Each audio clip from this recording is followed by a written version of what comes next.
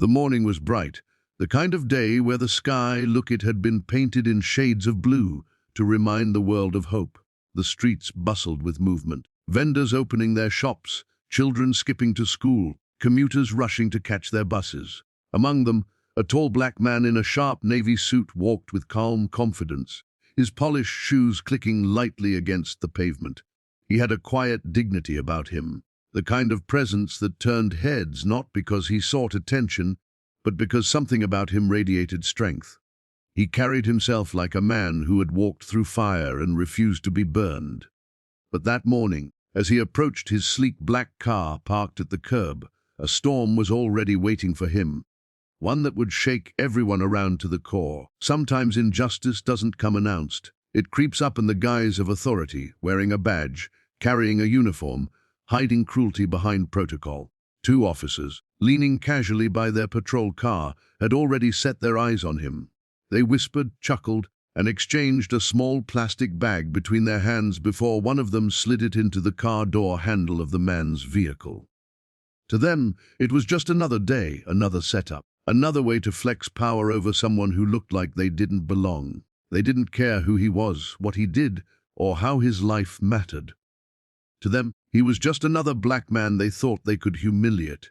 And so, as he reached for his keys, their voices cut through the air like daggers, accusing loud and humiliating. "Sir, step away from the vehicle. We've got suspicion of drugs in your car." The crowd nearby paused, heads turning, phones lifting to capture the moment. It wasn't unusual in that neighborhood to see a scene like this, but what made this different was the man's reaction. He didn't flinch, didn't panic, didn't stumble into desperate pleas. He simply stood still, his calm eyes watching the officers with a quiet, unreadable gaze, as if he knew a storm was coming but refused to bow to its winds. One of the officers reached inside the car, pulled out the bag, and held it high with a triumphant smirk. Gasps rippled through the onlookers. A few whispered under their breath, some shaking their heads in pity, others watching with morbid curiosity. Yet the man in the suit remained composed, his silence heavier than any scream. And before I take you deeper into this powerful story, let me pause here for a moment. If you believe in kindness, in second chances, and in stories that reveal truth and justice, please take a second to like this video, comment your thoughts, share it with someone who might need inspiration today, and subscribe to our channel, Eco Tales. Your support helps us bring real, moving stories like this to light. Now, let's return to this unforgettable moment.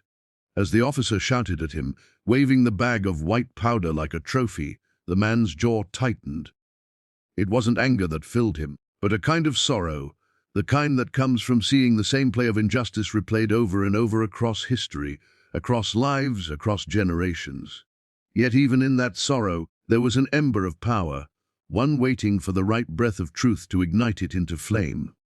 The second officer grabbed his arm, pressing him against the car as the crowd murmured louder, phones capturing the humiliation frame by frame. Some people sighed, thinking this was just another tragedy they were too powerless to stop. Others recorded eagerly, knowing they were witnessing a scandal unfold. But what no one expected was that within moments, everything would turn upside down. The man allowed himself to be searched, his eyes never breaking from the crowd that now stared at him. He could see the doubt in their eyes, the sadness, the cynicism of people who had seen this story too many times before. He could almost hear their thoughts. Another innocent man about to be destroyed, another black man silenced by corruption. But he also saw something else in the crowd, a small glimmer of hope in the eyes of a young woman holding her phone higher than the rest. She seemed to believe there was more to this man, that something wasn't right, and she wasn't wrong. The officers barked louder, raising their voices to create a scene, eager to prove their false authority. They didn't know who they were dealing with. They didn't know that the man they were trying to frame wasn't just another passerby, wasn't just another face in the crowd. They didn't know they were laying their trap for the director of the FBI, the very man tasked with uncovering corruption in law enforcement, the very man who had spent his career bringing truth to light. And in mere seconds, their world would collapse around them as his true identity was revealed. He finally turned his head, slowly, deliberately, locking eyes with the officer gripping his arm. His voice, calm yet commanding, cut through the noise like a blade slicing through silence. He didn't raise it. He didn't need to. It was the kind of voice that carried authority without effort, the kind that silenced chaos with a single word. But what he said, and the way he said it, left the entire crowd stunned. His composure, his dignity, and the quiet storm in his eyes told everyone watching that this was no ordinary man. The tables were about to turn, and the officers had no idea just how high the stakes had become. The murmurs grew louder, phones captured every second, and in that moment, the man knew that what was happening was bigger than him. It wasn't just about his own humiliation or his own justice. It was about every person who had been framed, silenced, or destroyed by the abuse of power. His identity, once revealed, would not only shock the officers, but would become a symbol for everyone watching. It was no longer about drugs in a car. It was about truth standing tall against lies, dignity standing firm against cruelty, and justice demanding to be seen. And so, with one breath, one move, he prepared to change everything. The officer's grip tightened, as though squeezing his authority into the man's arm, but in that pressure was desperation, the frantic energy of someone trying to control a moment already slipping away. The crowd's murmurs swelled into a restless buzz, some angry, some skeptical, many recording, their screens glowing like hundreds of tiny windows aimed at the truth. And then, as if time itself slowed to witness what was about to unfold, the man raised his free hand with calm precision, signaling for silence.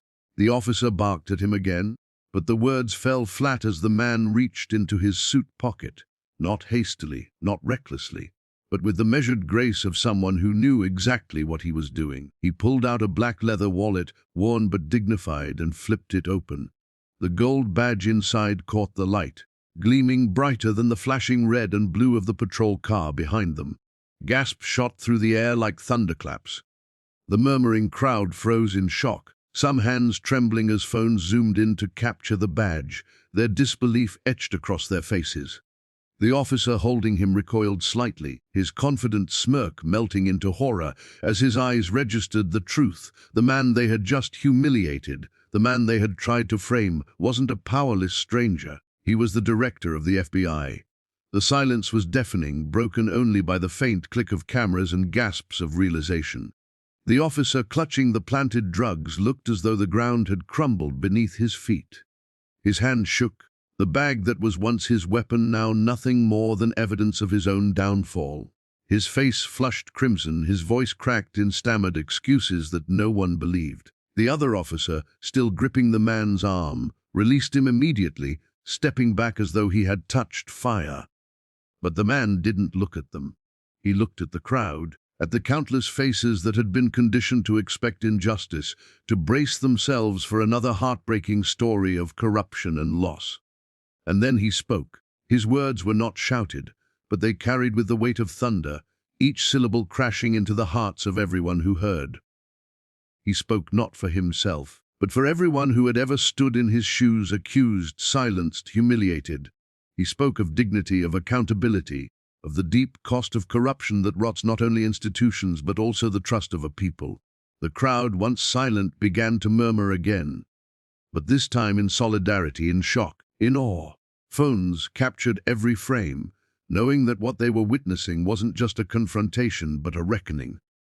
The officers who had planted the drugs now stood pale, trembling, their arrogance shattered. They weren't just facing suspension or an internal review. They were facing the end of their careers, criminal charges, and the eternal stain of having betrayed their oath. They tried to speak, tried to spin excuses, but their words collapsed under the weight of the badge gleaming in the man's hand. And the FBI director, with his calm, unshakable presence, made it clear the law is meant to protect, not destroy. Authority is a duty, not a weapon. Justice is not for sale, and it does not bend to prejudice. The crowd erupted, some in applause, others in tears. For the first time, many of them had seen a story reversed, the script flip, the cycle of humiliation broken. They had witnessed power abused, but they had also witnessed power reclaimed in the most unexpected of ways. The young woman who had been filming through her tears lowered her phone and pressed her hands together in silent gratitude, knowing that her recording would soon travel far beyond that street. It would spark conversations, ignite outrage, and inspire hope. And through it all, the man in the suit remained steady, his expression a blend of sadness and resolve. He knew this wasn't the end of the story. It wasn't about his personal vindication. It was about what would follow. The reports, the hearings, the reforms that had to come. He also knew that the battle for justice was far from over, but in that moment, he had shown something vital. The truth cannot always be silenced, and dignity cannot always be crushed. He closed his wallet, placed it back in his pocket, and turned to walk away.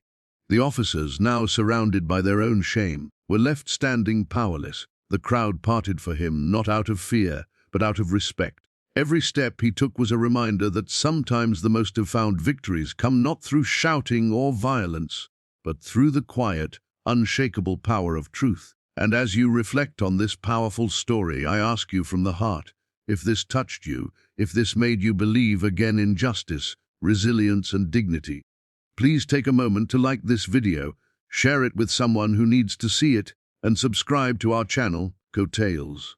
Your engagement keeps stories like this alive and helps us bring more truth to light.